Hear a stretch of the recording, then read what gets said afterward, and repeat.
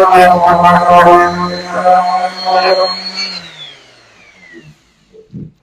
economy, it's a lot like a table saw. When everything's aligned, fence is straight, blades sharp, feed is smooth, and it cuts clean, it feels good, and it works.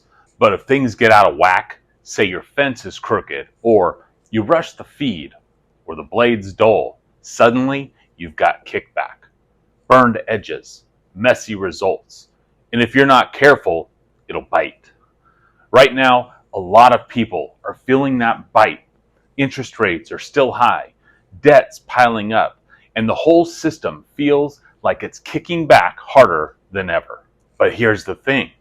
If you understand how this economic machine actually works, credit cycles, interest rates, the central bank's role, then you're no longer just feeding in blind wood and hoping it doesn't explode. You're working with intention. You're steady, strategic, rooted, and you start building wealth the same way that you build anything in here, one careful cut at a time.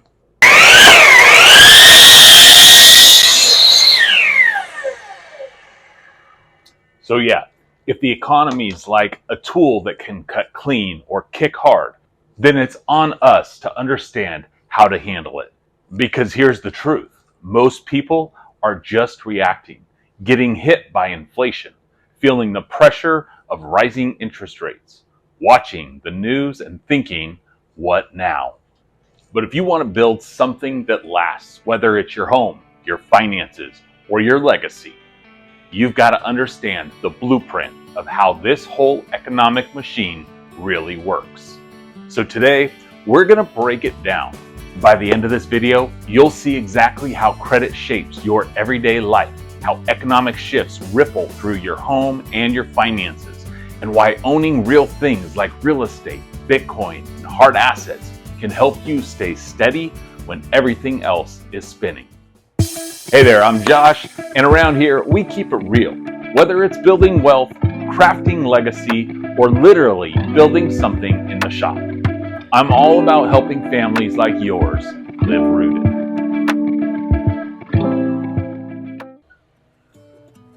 All right, so let's dive in.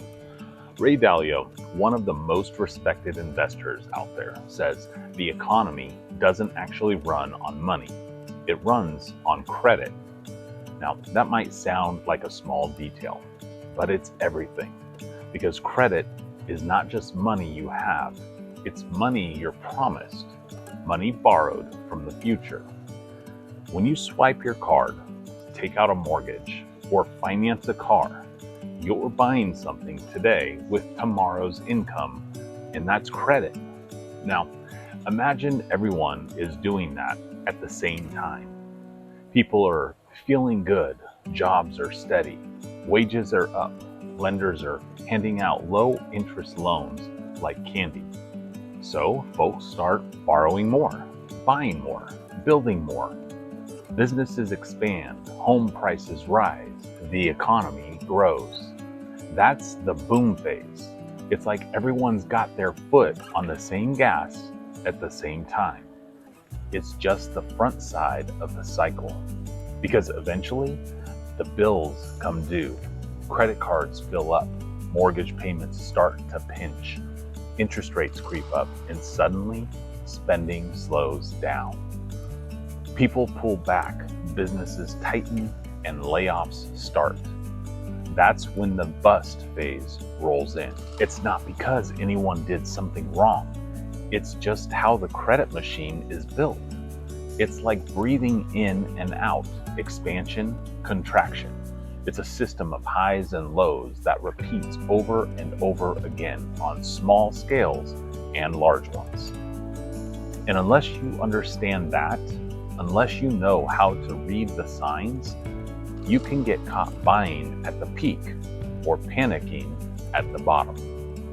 But here's the opportunity. Once you recognize these cycles, you don't have to react emotionally. You can prepare strategically. You can buy when others are fearful. You can hold assets that weather the storm. You can make moves that feel calm, even when the market is anything but. Because the credit machine, it's powerful, but it doesn't have to control you. So now that we understand how the credit machine works, let's talk about the folks who try to steer it. Enter the central banks. The big one here in the US, that's the Federal Reserve. Their job is to keep the economy from overheating or freezing over. When things start slowing down, like in a recession, they'll lower the interest rates. That makes borrowing cheaper, so people take out more loans, businesses invest, and spending picks back up. It's like adding kindling to a dying fire.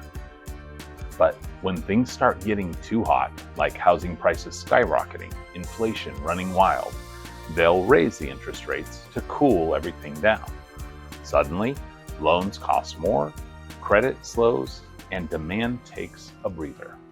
Now, on paper, this sounds like a pretty straightforward job, right? Raise, lower, balance. But in reality, it's like trying to steer a cruise ship with a canoe paddle. The Fed doesn't react instantly. It takes time for changes in interest rates to ripple through the economy. And that delay, it's where the trouble starts.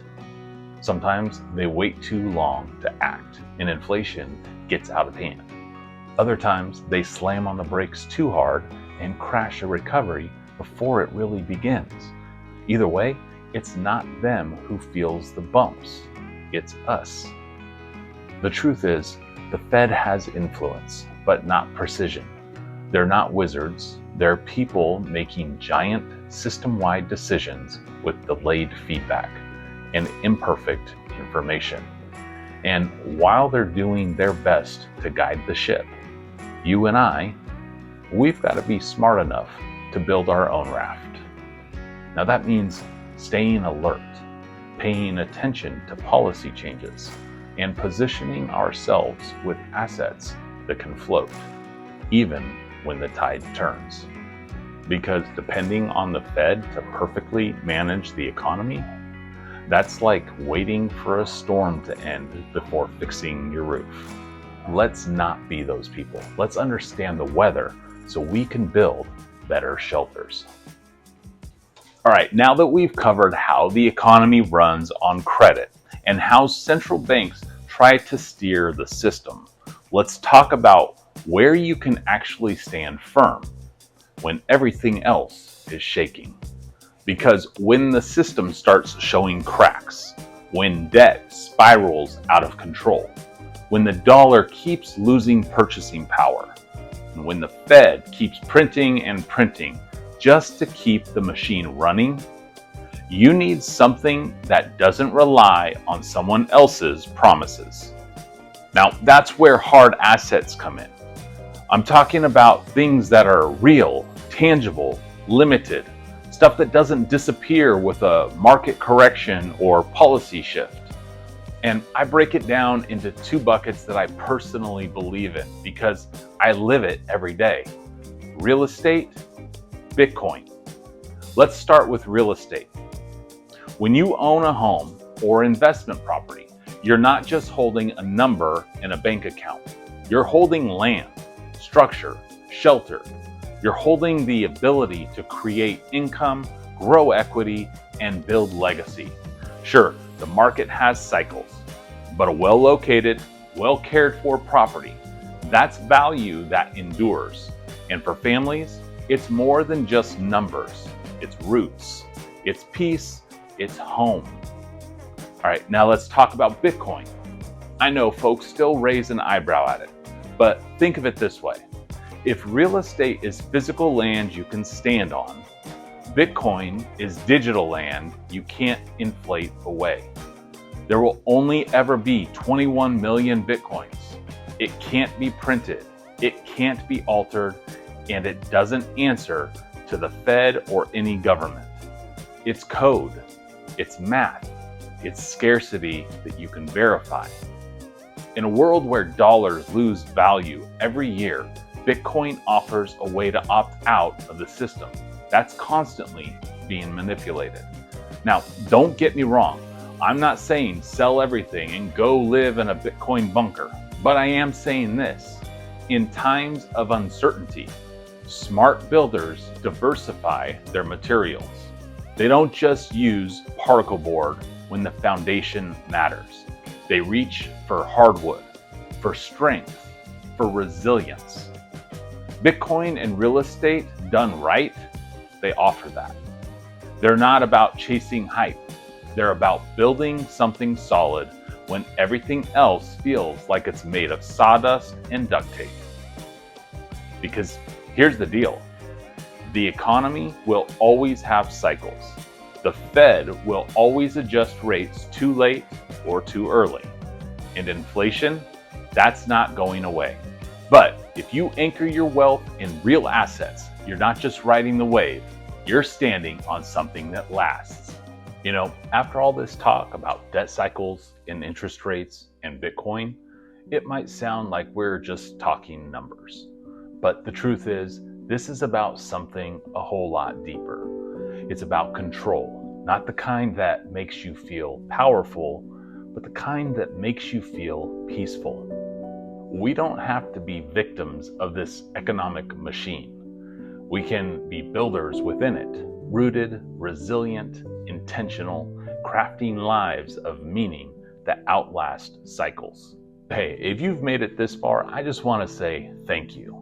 We've covered a lot today. Debt cycles, interest rates, central banks, Bitcoin, real estate. But more than that, we talked about living intentionally in a world that's often out of control. And if anything resonated with you, if something clicked and you thought, yeah, I want to start building something that lasts, then here's what you can do next. First, hit that subscribe button so you don't miss any future videos. I post weekly content on building financial confidence, rooted living, and smart moves in real estate and beyond. Number 2, drop a comment below. I'd love to hear your thoughts or what part of this video stood out the most. And if you want to go deeper, you can join my VIP email list where I share exclusive tips and market insights. Or you can book a free discovery call with me to talk through your goals, ideas, or next step in real estate or wealth building. Now, this, of course, is not financial advice, but if you're ready to start stacking real assets, here are a few tools that I trust personally. Charles Schwab, Bitcoin IRA, and Coinbase are great platforms to get started. Look, you don't have to have it all figured out. You just have to take the next step, no matter how small. Because the people who build legacy, they aren't louder, smarter, or richer. They're just more consistent. They stay the course. They build even when no one's watching. So, go build. Build your knowledge. Build your financial roots. Build something that matters. And, as always, remember, a single smile is infectious. It can spread joy and cover a mile. We'll see you in the next video.